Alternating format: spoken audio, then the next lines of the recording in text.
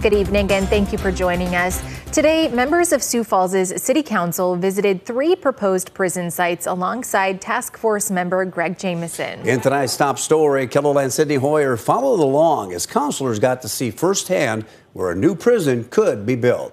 Since the last Project Prison Reset Task Force meeting, 3 new locations have been presented to the committee. 2 of those are in Sioux Falls. Although the current men's prison is in the city, Project Prison Reset Task Force member Greg Jamison is giving city officials here the same opportunity to give feedback. I wanted to give the Sioux Falls City Council a chance to participate in that same discussion because now we're talking about potentially building a new prison within the city limits, and that's their city. Beginning at the current state penitentiary, council members saw up close where the DOC-owned 27 acres are in comparison to the prison and Jamison Annex. There have been a million misunderstandings through this process.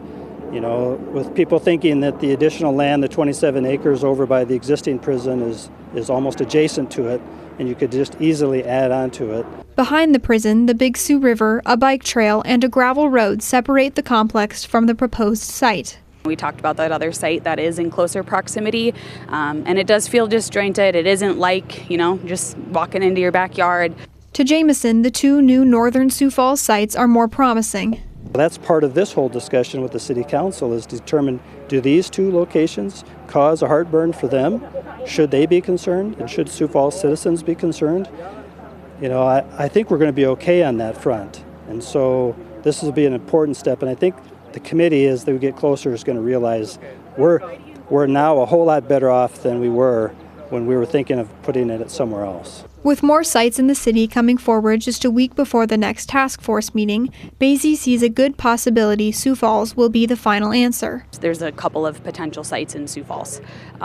So, from that aspect, it seems like maybe we need to be prepared for that. In Sioux Falls, Sydney Hoyer, KELOLAND News. The next task force meeting is scheduled for July 8th. We'll be covering the meeting and live streaming on KELOLAND.com.